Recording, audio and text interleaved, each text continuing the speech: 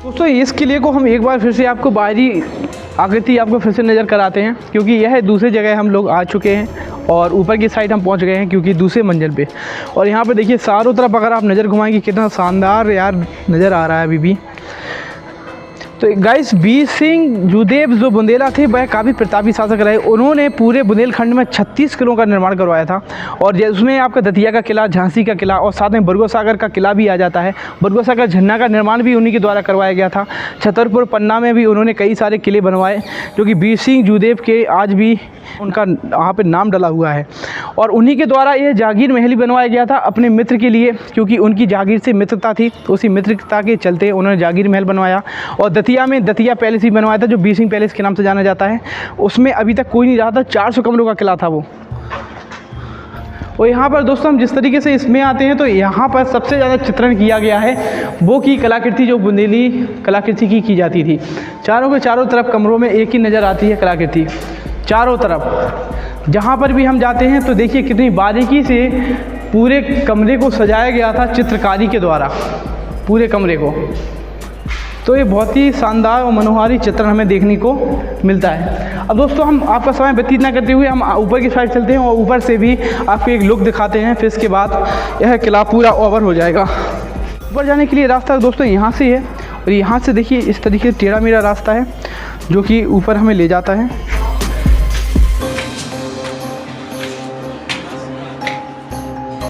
तो दोस्तों हम सबसे ऊपर जा रहे हैं किले की, और यह किला का अभी हम चौथी मंजिल पे पहुंचने वाले हैं। चौथी मंजिल, और चौथी मंजिल से 5वीं मंजिल भी है, तो वहां पर भी पहुंचेंगे। चलो चलते हैं गाइस।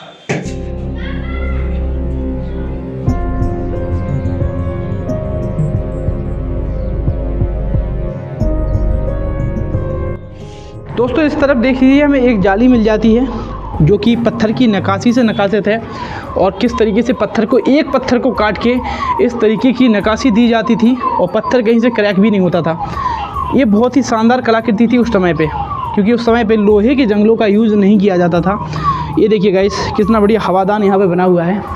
और यहाँ पर और आगे की साइड देखेंगे तो आपको पूरे का पूरा किला दिखेगा यहाँ से, क्योंकि हम ऊपर वाले फ्लोर पे आ गए हैं, और इसका एक लास्ट फ्लोर और है, वो कि सबसे ऊपर पहुँच जाएंगे हम लोग उस मठ के ऊपर।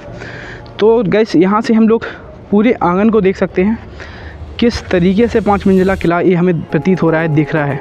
और इसके अभी नीचे के तलघर तो बंद ही पड़े हैं, यहाँ पे हम जा ही नहीं सकते और पहुँच ही नहीं पाएंगे। बहुत शानदार। बीर सिंह बुंदेला के भी पुत्र हुए, जिन्हें उनके बड़े पुत्र थे जुझार सिंह बुंदेला, और सबसे छोटे पुत्र थे हरदौल सिंह बुंदेला। तो दोस्तों हम हरदौल बाटका में भी जाएंगे और हरदौल की मूर्ति भी दिखाएंगे, और उनकी क्या स्टोरी थी वो भी सुनाएंगे आपको, तो अगले वीडियो में आपको देखने को मिलेगा। अभी हम लोग इसके ऊपर और चलते हैं और वीडियो को समापन की ओर ले चलते हैं, क्योंकि हमने आपको लगभग पूरा ही किला घुमा दिया है। चलो चलते हैं दोस्तों इस तरफ। तो हम लोग अंदर की साइड जा रहे हैं, अभी और ऊपर जाना है। ये टेढ़े मेढ़े रास्ते होते हुए जा रहे हैं। ये बालकनी बीच में दी गई है। इतनी चौड़ी दीवारें उस टाइम पे बनाई जाती थी कि आराम से दीवार के बीचों बीच आराम से चला जा सकता है। दोस्तों किस तरीके से हम लोग बीच से दीवार में से निकलते हुए आए, और ये देखिए आप कितने ऊँची तरीके से इसको फिर भी बनाया गया था। एंड गाइस हम लोग अब इसके ऊपर वाले फ्लोर में घूम रहे हैं, जो कि लास्ट फ्लोर है। और यहाँ से देखिए आप पीछे का पूरा जंगल यहाँ पे नज़र आता है चारों तरफ। ये देखिए गाइस, और ये ऊपर जाने के रास्ते थे, यहाँ पे लॉक लगा दिए गए हैं जैसे और ऊपर नहीं जा सके। वहाँ जाना खतरा है, क्योंकि वहाँ पर जाना कुछ खास है नहीं, और प्रोटेक्शन के लिए कुछ भी नहीं है। दोस्तों यहाँ पर भी देखिए एक गुसल खाना बना हुआ है सामने, जिसमें अभी गंदगी भरी हुई है। हम लोग इस तरफ जा रहे हैं, और ऐसे ऐसे करके हमने पूरा किला घूम लिया है गाइस, और हम लोग आ गए हैं सामने तरफ। दोस्तों अभी हम जहाँ पर खड़े थे वो उस वहाँ पर था जहाँ पर हम लोग सामने खड़े हुए थे, और हम लोग इसी के अंदर से ऐसे करके दीवार के अंदर यहाँ से सीधा यहाँ पर पहुँच गए हैं। और ऐसे ही अंदर अगर चलते रहेंगे तो और आगे बढ़ते जाएंगे और अंदर निकलते जाएंगे। ये बहुत छोटे छोटे रास्ते हैं गाइस, इनमें आसानी से खड़ा होना भी मुश्किल है, तो यहाँ पे झुक के चलना पड़ रहा है। और इस तरफ देखेंगे तो एक आंगन आपको दिखाई देगा, और इस तरफ देखेंगे तो आपको दूसरा आंगन दिखाई देगा। तो कितना विशाल भवन उस टाइम पे राजा वीर सिंह जूदेव के द्वारा बनवाया गया था। इनमें सालों साल लग जाते थे इनको बनने में, सालों साल। और गाइस ये इसकी लास्ट फ्लोर है जहाँ पे भैया खड़ा हुआ है। और इसके बाद कोई फ्लोर ही नहीं है। और सामने वो है जागीर महल, तो वहाँ पर भी जाके हम आपको दिखाएंगे और वहाँ का किला का वीडियो, वो किले के वीडियो स्पेशली आएगा, क्योंकि वो किला भी बहुत ही बेहतरीन और सुंदर बना हुआ है, जो कि यहाँ से दिख रहा होगा आपको।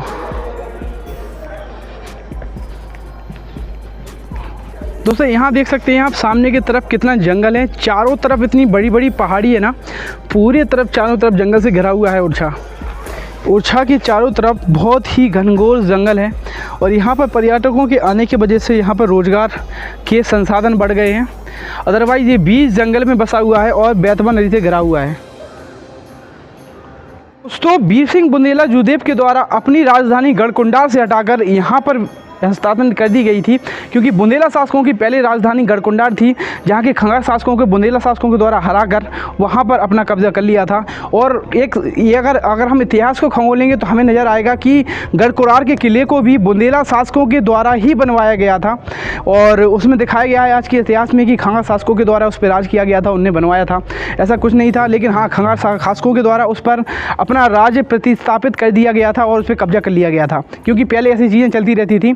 और फिर इसके बाद वो है बुंदेला शासकों के अधीन आया और बुंदेला शासकों की राजधानी रहा था गढ़कुंडार। इसके बाद बुंदेला शासकों ने गढ़कुंडार से अपनी राजधानी को हटाकर ओरछा में अपनी राजधानी बनाई।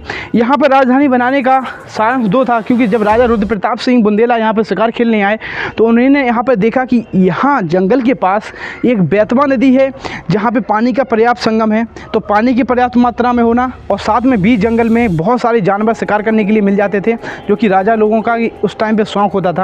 तो शिकार करने के लिए भी यहाँ पे संसाधन थे और पानी का भी संसाधन था।